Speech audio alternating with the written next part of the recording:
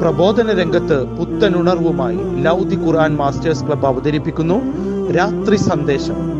എന്നും രാത്രി 9 മണിക്ക് യൂട്യൂബിലൂടെ പ്രസംഗ പരിശീലന കളരിയിലെ പഠിതാക്കൾ നിങ്ങൾക്കായി ഒരുക്കുന്നു. കേൾക്കുക, പ്രബുദ്ധരാവുക, മറ്റുള്ളവരിലേക്ക് എത്തിക്കുക.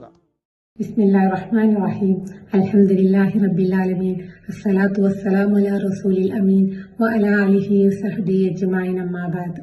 എന്റെ ശബ്ദം ശ്രവിക്കുന്ന മാന്യ ശ്രോതാക്കളെ, അസ്സലാമു അലൈക്കും വറഹ്മത്തുള്ളാഹി വബറകാതുഹു. പശ്ചാത്താപത്തിന്റെ നിബന്ധനകൾ എന്ന വിഷയത്തെക്കുറിച്ച് ഒരൽപ്പം സംസാരിക്കാനാണ് ഞാൻ ഉദ്ദേശിക്കുന്നത്, ഇൻഷാ അല്ലാഹ്. പ്രിയപ്പെട്ടവരെ, മനുഷ്യ ജീവിതത്തിൽ ഒഴിവാക്കാൻ പറ്റാത്ത ഒരു അവിഭാജ്യ ഘടകമാണ് പശ്ചാത്താപം എന്ന് പറയുന്നത്.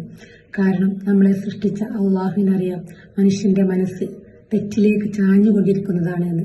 അതുകൊണ്ട് തന്നെയാണ് നഫ്സിനെ കുറിച്ച് ലഅമ്മാറത്തുൻ ബിസ്സൂ എന്ന് പരിശുദ്ധ ഖുർആനിൽ പരാമർശിച്ചിട്ടുള്ളത്. ഇത്തരത്തിൽ തെറ്റുകൾ ചെയ്താൽ അള്ളാഹു അവന്റെ കാരുണ്യമായി നമുക്ക് നൽകിയിട്ടുള്ളതാണ് പശ്ചാത്താപം എന്ന് പറയുന്നത്. എത്ര വലിയ തെറ്റ് ചെയ്തവനും അള്ളാഹു പശ്ചാത്തപിച്ച് മടങ്ങാൻ അവസരം നൽകുന്നുണ്ട്.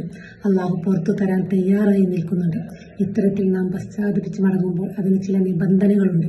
അതായത് നാം ചെയ്ത തെറ്റ് അള്ളാഹുമായി ബന്ധപ്പെട്ടത് മാത്രമാണെങ്കിൽ അതിന് 3 നിബന്ധനകളാണുള്ളത്. ഒന്നാമത്തേത് ആ തെറ്റിൽ നിന്ന് മാറി നിൽക്കുക. രണ്ടാമത്തേത് ആ തെറ്റ് ചെയ്തതിനെ കുറിച്ച് മനസ്സിൽ നമുക്ക് ഖേദമുണ്ടാവുക. മൂന്നാമത്തേത് ഇനി ഒരിക്കലും ആ തെറ്റ് ചെയ്യുകയില്ലെന്ന് പ്രതിജ്ഞ ചെയ്യുക. ഈ 3 നിബന്ധനകളും പാലിച്ചാൽ മാത്രമേ ഈ ഒരു പശ്ചാത്താപം സാധുവാവുകയുള്ളൂ എന്നാണ് പണ്ഡിതന്മാർ അഭിപ്രായപ്പെടുന്നത്.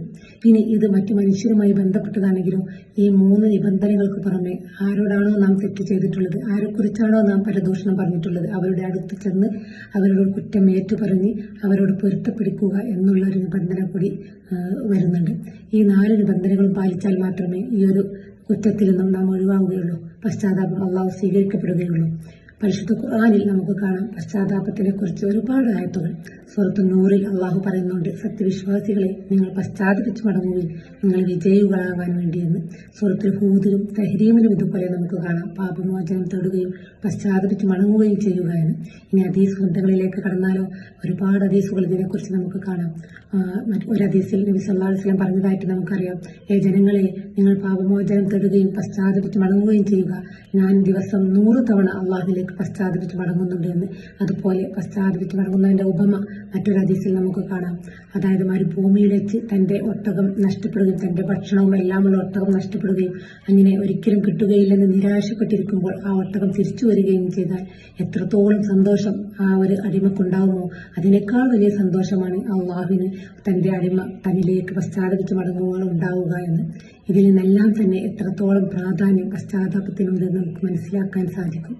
ഇനി മറ്റൊരു ഹദീസിൽ കാണാം, അള്ളാഹു രാത്രി ചെയ്ത കുറ്റം ചെയ്തവന്റെ പശ്ചാത്താപത്തിന് വേണ്ടി പകൽ കരം നീട്ടുമെന്നും പകൽ ചെയ്ത കുറ്റത്തിന്റെ പശ്ചാത്താപത്തിന് വേണ്ടി രാത്രി കരം നീട്ടുമെന്നും. ഇത്തരത്തിൽ അള്ളാഹു എത്രത്തോളം നമുക്ക് തന്ന ഈ ഒരു കാരുണ്യം നമ്മൾ ജീവിതത്തിൽ പാലിച്ചുകൾ നമ്മൾ ചെയ്യുന്ന എല്ലാ തെറ്റുകൾക്കും അപ്പോൾ തന്നെ പശ്ചാത്തപിച്ച് മടങ്ങിക്കൊണ്ട് പിന്നീട് ആ തെറ്റിലേക്ക് മടങ്ങിപ്പോവാതെ ജീവിതത്തെ മുന്നോട്ട് നയിച്ചാൽ നമുക്ക് വിജയികളാവാൻ സാധിക്കും. ഇത്തരത്തിൽ പശ്ചാത്താപിച്ച് മടങ്ങിക്കൊണ്ട് വിജയികളാവുന്നവരുടെ കൂട്ടത്തിൽ അള്ളാഹു നമ്മളെ എല്ലാവരെയും ഉൾപ്പെടുത്തട്ടെ എന്ന് പ്രാർത്ഥിച്ചുകൊണ്ട് വാഹിർ ദഅ്വാന അനിൽ ഹംദുലില്ലാഹി റബ്ബിൽ ആലമീൻ. അസ്സലാമു അലൈക്കും വറഹ്മത്തുള്ളാഹി വബറകാതുഹു.